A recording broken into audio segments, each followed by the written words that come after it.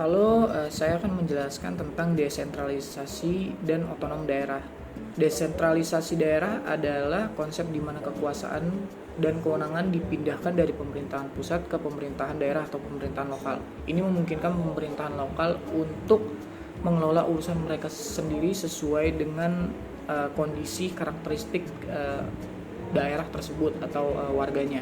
Dan juga dia tetap terhubung dengan pemerintahan pusat untuk tujuan koordinasi yang lebih besar.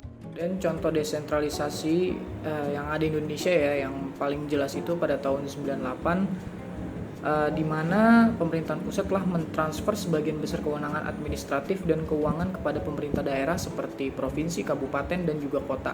Contoh nyatanya di desentralisasi Indonesia termasuk penentuan kebijakan pembangunan lokal, pengelolaan pendidikan, kesehatan, serta pengelola sumber daya alam di tingkat lokal atau tingkat daerah. Desentralisasi Indonesia juga diatur dalam Undang-Undang Dasar Negara Republik Indonesia tahun 1945 pasal 18 ayat 4 dan juga Undang-Undang Nomor 23 tahun 2014 tentang pemerintahan daerah.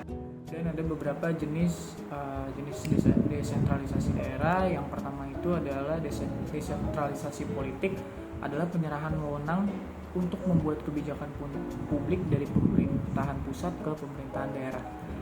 Yang kedua itu ada desentralisasi administrasi, yaitu penyerahan wewenang untuk melaksanakan kebijakan publik dari pemerintahan pusat ke pemerintahan daerah. Yang ketiga itu ada desentralisasi fiskal, yaitu penyerahan sumber-sumber keuangan dari pemerintahan pusat ke pemerintahan daerah. Ini ada beberapa contoh desentralisasi daerah yang diterapkan di Indonesia. Yang pertama itu ada desentralisasi di bidang pendidikan. Pemerintah di daerah memiliki kewenangan untuk mengatur kurikulum pendidikan di daerahnya sendiri sesuai dengan kebutuhan dan kondisi di daerah tersebut. Yang kedua itu ada di bidang kesehatan. Pemerintah daerah memiliki kewenangan untuk membangun dan mengelola puskesmas, rumah sakit di daerahnya sendiri. Yang ketiga itu ada di bidang infrastruktur. Di bidang infrastruktur ini pemerintah daerah diberikan kewenangan untuk membangun dan memelihara seperti jembatan, jalan, dan juga infrastruktur lainnya. Dan yang terakhir ada di bidang ekonomi. Pemerintah daerah memiliki kewenangan untuk mengembangkan potensi ekonomi daerahnya sendiri seperti pariwisata, pertanian, dan juga di bidang industri. Manfaat-manfaat desentralisasi daerah. Yang pertama itu ada meningkatkan pelayanan publik. Pemerintah daerah lebih memahami kebutuhan masyarakat di daerahnya sehingga dapat memberikan pelayanan yang lebih baik gitu kepada warganya sendiri.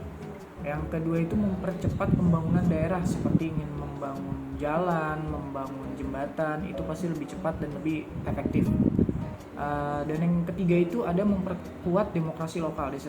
Desentralisasi memberikan kesempatan kepada masyarakat di daerah untuk berpartisipasi dalam pengambilan keputusan di daerahnya sendiri, sehingga demokrasi lokal semakin kuat.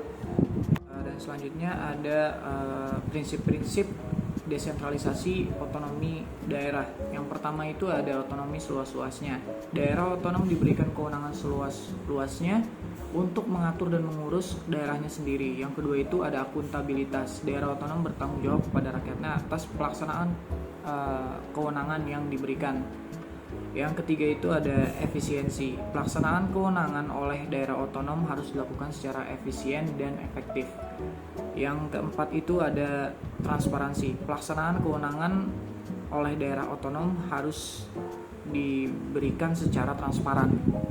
Yang terakhir itu ada partisipasi. Partisipasi adalah masyarakat harus dilibatkan dalam proses pengambilan keputusan di daerah tersebut. Desentralisasi dan otonomi daerah itu juga memiliki beberapa tantangan, antaranya kurangnya kapasitas sumber daya manusia, keterbatasan pendanaan daerah, ada juga lemahnya koordinasi sinkronasi antara pemerintah pusat dan pemerintah daerahnya, dan yang terakhir lemahnya pengakuan hukum di daerah tersebut. Kesimpulannya, desentralisasi dan otonomi daerah merupakan langkah yang penting untuk meningkatkan pelayanan publik dan juga mempercepat pembangunan di suatu daerah. namun masih banyak tantangan yang harus dihadapi untuk mewujudkan desentralisasi dan otonomi daerah yang efektif dan efisien. Sekian dari saya, terima kasih.